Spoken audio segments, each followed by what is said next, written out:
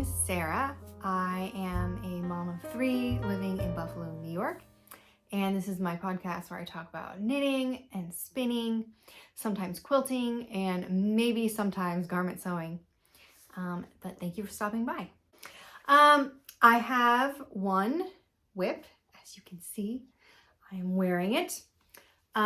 This is my Road to Rhinebeck sweater, and it's the Arboreal sweater by Jennifer Steingass. And it looks like this. It's kind of cropped. Some positive ease, a couple inches of positive ease, not too much. And this was knit up with Cascade 220 in Doeskin Heather and my hand spun. And the hand spun was in the Pumpkin Patch colorway. It's Blueface Leicester, and I purchased it from Friends in Fiber. And I think I have a skein left. I used about 122 grams of hand spun for this yoke. Let me grab the other one.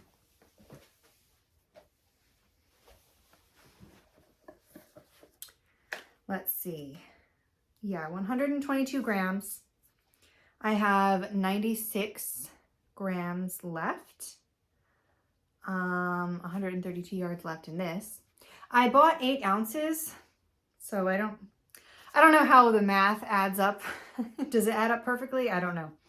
But basically, when I spun this up, I had 2 skeins plus 1 mini skein, and that was because I messed up the bobbins a little bit. So I used 1 skein plus not most of the mini skein, but I have this and a few little balls of scrap left. So I used half of it. And I started knitting this on October 17th and finished on November 1st. I started knitting this right before I left for Rhinebeck, and I was knitting on it basically on the whole car right there. So that's why it's my Road to Rhinebeck sweater. And the color of the foliage as we were driving down was exactly the same colors as my hand spun. So it was really fun to do this sort of fall, autumn leaf color sweater. And the body and the sleeves knit up really quick once I got the yoke done. And I am super happy with it. It was such a nice breath of fresh air knit, because all summer I feel like I kept trying to do simple projects or easy like stockinette things that were gonna hopefully go by fast, and I just kept messing up everything. So it was kind of frustrating. So it was kind of unexpected that this colorwork yoke turned out to be such a great and fun, easy knit.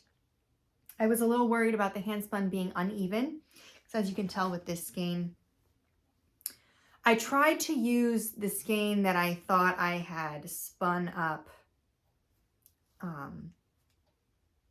later, just hoping that it would be like more even, like I maybe had improved on my spinning skills. And I think this was like the first one I spun up, and you can tell that there's a lot of variation in the thickness. And there was definitely some variation in the thickness in this yoke, but it didn't really change much. I was afraid that it was going to cause like rippling or change the size, but it wasn't that bad. So it turned out great. I'm so happy with it. And the Cascade 220, this is the first time I've ever used it, and it's comfortable. It's a little rustic. I mean, it's a little scratchy against the skin, but it's comfortable, and I've been enjoying it all morning. So, yeah, the thing that I did change from the pattern was I did not do the body shaping. I just did a cropped length, like I said. I have a short torso, so I just made it a little bit shorter. And I did not, I believe the pattern asked for 3.5 or 3.75 millimeter needles, and instead I used 5.5 millimeter needles.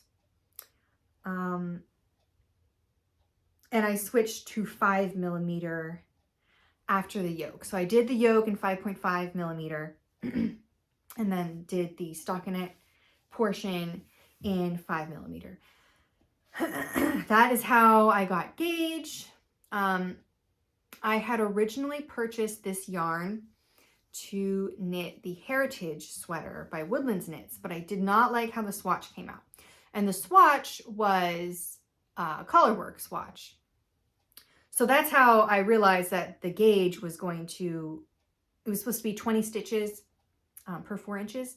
And that's the gauge I got with the Heritage sweater swatch that I did.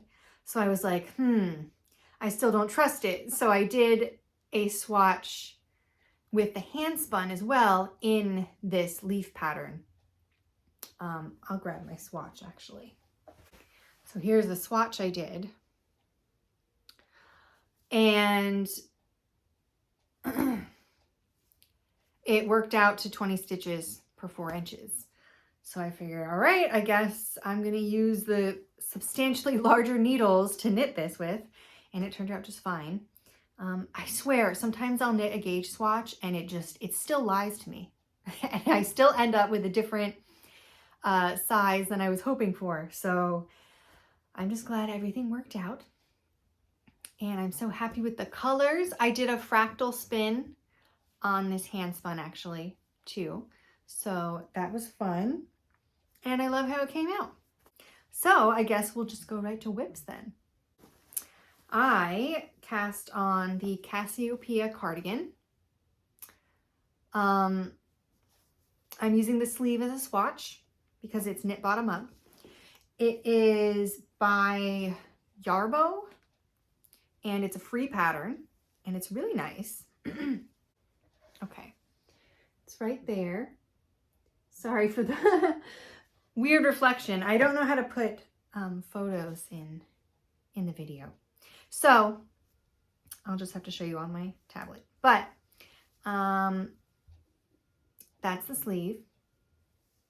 I am using the yarn that I got from Rhinebeck and also from a Perfect Blend yarn shop in Saugerties. And that is the Mountain View Coopworth's hand-dyed yarn here. It's this awesome green color. It's got a little bit of variation. I think it's called Pine, the colorway, but it's not actually listed on the band of the skein. So it just has, I think, a dye lot number. So that's this. It's from Vermont. Yeah, and it just says ACR number 135. I don't even know if that's a dye lot or not. But I got that. Oh, skein's coming apart. And then for the contrast color, I picked up Blue Sky Fibers Woolstock Worsted in the color Highland Fleece. That I picked up from a Perfect Blend yarn shop in Saugerties. I decided not to go to the second day of Rhinebeck, and instead I went to brunch with my brother and sister-in-law and my dad in Kingston, which is where I grew up. And then as I was driving home, or back to Schenectady, because we were visiting Schenectady, as I was driving back, I decided to stop at the yarn shop in Saugerties. And so that was a nice little stop, and I got my contrast color for my project. And so far, the colorwork portion has knit up to gauge, the way it's supposed to be, which I believe is 21 stitches per 4 inches in a worsted weight. And the stockinette portion, I first knit it up in, I don't have the needle size on here. Okay. Well, the first time I knit up the stockinette, it was 20 stitches per 4" and then post blocking it was 18.5 stitches per 4". And so then I ripped it out and I'm re-knitting it in a smaller needle size, which is US 5, and I was knitting it in a US 6. I don't think that the US 5 needle size change has done anything substantial. I think it's still the same size that it was before. So what I'm probably going to do is I'm going to just fudge it. I'm going to knit the sleeve to the circumference I want. It was a little bit big the first time I knit it, so I'm just going to knit a little bit smaller. Then after I do the body, I will maybe size down to a needle size US 4 for the yoke. I don't know. I'm gonna do the color work and then I'll just see what happens with the yoke, because I don't want to knit any more gauge swatches or re-knit the sleeve for the 3rd time. I'm just sort of gonna go with it. See, problem solving along the way is good. You learn a lot of things. So hopefully that'll work out for me. But I've enjoyed the color work, and I think it's really pretty. And you can see the little half star right here. There's going to be some stars on the body. It's going to be very Christmassy, and I'm very excited about it. This is going to be my Christmas cardigan. Yeah, very, very excited about it. And again, it's a free pattern, so I suggest checking it out. The Yarbo yarn brand, I don't know if I'm pronouncing that correctly, but they have a lot of really nice patterns. Actually, there's the Saga cardigan, which I was also considering knitting up. And there is the Andromeda sweater, which is basically the same as the Cassiopeia cardigan, but it's just a sweater. My second whip that I have is the Basic Witch Beanie, which is also a free pattern by Dora Violet. And I am knitting it up in Cece's wool, in honeycomb, or I think it's honeycomb, and Knitting for Olive's soft silk mohair in autumn. I got the Cece's wool in Rhinebeck, and then the Knitting for Olive at the Perfect Blend yarn shop. And I like how it is knitting up together. I've never used mohair before, but I really wanted, I love this color, but the speckles and variation in color are very, well, it's kind of stark for me. I usually don't use hand-dyed skeins like this that have a lot of color variation because I don't really like the way it knits up most of the time. But I just couldn't resist this really cool colorway. But I like that the mohair really softens all the speckles up. Makes it look very luxurious. And I just think this color is perfect. So the Basic Witch Beanie is a free pattern. It's supposed to look like, she described it as looking like those Carhartt beanies that you get, which I've never had one of those before. But it is a double thick beanie. So you knit it, you start off by increasing from only a few stitches and going outward. And you're supposed to go out and increase, I think, until maybe 130 something stitches. And that was supposed to make the beanie circumference about 22.5 inches. And my head is only 21 inches around in circumference. So what I did was I only, first I increased to 125 stitches. I'm going to stop knitting this right now and talk to the camera. I increased it to 125 stitches. and realized that that was definitely going to be too big. That was going to be about 21 or 20.5 inches in circumference, and that's going to be too big for my head. I thought it might work because it's double thickness and then you fold it up again. So there's like 4 layers around the brim. And that would tighten it up a little bit, but I don't want to risk it. I think it was going to be too big. So I ripped it out until I got to 116 stitches. And that should give me about 19.3 inches of circumference. And I tried to take a look at some other hats that I've done because I always end up with hats that are too big.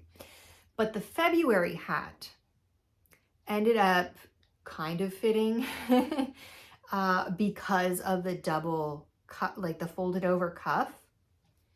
If you know the February hat, it's by I can't remember. Woolens, something. I can't remember. It's a free pattern. It's in the year of hats. It's pretty popular. February hat. It's got a folded brim. And from what it looked like the circumference of that hat was about 19 and a half inches. And that kind of, that fit me a little bigger than I would like, but it still fit. Like it would stay on my head and not just fall down or fall off. So I think with the 19.3 inch circumference and the folded over brim, it should possibly fit nicely because you're folding it over twice. It is fingering weight, however, and the February hat was worsted weight. See, I don't know. But yeah, I'm just crossing my fingers, hoping it fits. I really want this to be my favorite hat. I want to be able to knit hats and have like nice hats around. I just always get stuck with hats that are too big and it's frustrating and annoying. But I have a good feeling about this one. I think it'll work out. Okay. Those are my knitting whips. I'm trying not to cast on too much. So my main focus is the Christmas sweater, and then the hat is my car knit. I have it in my passenger seat, and I work on it in the mornings, you know, at drop-offs and at pickup times. And I was working on it at the hair salon yesterday when I took the girls to get their hair cut. I do have a spinning work in progress, which I will go get right now. So this is Shetland wool in the colorway Autumn, and I purchased this from Black North Fiber at the Western New York Fiber Festival. The roving is really beautiful. It's mostly brown and it has streaks of orange and a light blue, which I thought was interesting, but it looks really nice. I purchased 8 ounces of the Shetland, and I have spun up 4 ounces on here. I have since received 2 Hello Yarn fiber subscription packages, and I have not done anything with them. And I'm seriously considering trying chain plying this just so I can get it off the bobbin, so I can maybe start using my new DIY blending board and creating some Rolags or maybe a mini bat, I don't know, with my Hello Yarn coordinate packs. But I think I need to just be patient and finish this project first. I think I want to go with 2-ply. It looks like it will end up being worsted weight if I do a 2-ply, and I don't want to end up with a bulky weight if I do a chain ply and get, 3 strands together. I don't want to end up with bulky. I don't really have a plan for this. I was thinking about a hat and mitten set. I was looking at some Melody Hoffman patterns, the broom hat. I don't have any mittens in mind, but I'm not quite sure. I wanted to keep it at worsted weight though.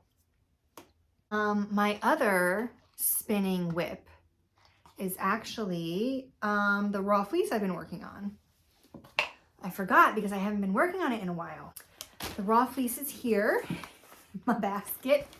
I was taking this outside and combing outside just to get the debris. You know, I didn't want the debris in the house. But I have this wool bag here. This is about 1 pound of merino that I have washed.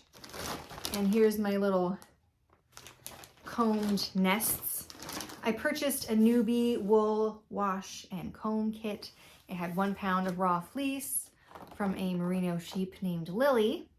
It came with 2 3D printed combs and some wool wash and this wool bag. So I thought that was a nice, you know, beginner amount of fleece to mess around with. And I have been working on that, but not lately. I was really enjoying combing it outside. Now it's a little bit too cold for that, but I have all winter. My new acquisitions that I'm excited about are here. Now this is the Hello Yarn October coordinate pack. So spoiler alert, if you have not received your Hello Yarn subscription yet, these are the colors. It's called We've Got Ghosts. And it's this yellowy, orangey, brown, very autumnal gradient. And I think I might spin this just in a gradient. I will probably split each color into half and then spin from light to dark, and I might spin the second half from dark to light to do like a barber pole. But I might also just do a straight gradient, so all from light to dark. Then when I apply it, it'll be dark to light. You know, when I knit it up, I would like it to be dark to light. I don't have a pattern idea, but I know I want to use this as a colorwork yoke. And I think I would like it to be a dark to light color change. But I mean, a fractal would always look really nice. I just, I may have to find a pattern first before I spin it to be sure exactly what I want to do. But I was also thinking, now from the September coordinate pack, which is these colors, there's this really nice orange. And so I might take the orange and just use a blending board and maybe speckle or add in some of the orange just here and there in each color for this one, just to give it a little pop. I think that might be kind of fun too. And then I would end up with 7 ounces. A 7-ounce skein. Or 2 3.5-pound skeins, whatever. And that's quite a lot for a colorwork yoke, because this is about 4 ounces. 4.5, I think, around to be safe. So 6 ounces, I might not reach, or I might not reach this part if I do a yoke. I want to make sure I get the whole gradient in. I don't know, decisions. Anyway, I wanted to show my blending board. It's my DIY blending board. It was about $40 altogether, or maybe, yeah, about $40 altogether, because I got this nice acacia wood cutting board with a handle and the rubber feet on the bottom. And then I spent $20 on this 12 by 12. What do you call it? It's got the tines, the fabric that has the tines on it. And I just staple gunned it. And I have not used this yet. I purchased some flicker brushes from the Fox and Hound wool, merino wool booth at Western New York Fiber Festival. They're right here. So I can use those on the blending board. Yeah, that's it for my whips and acquisitions and everything else. Thank you guys so much for watching, and I'll see you guys next time. Bye.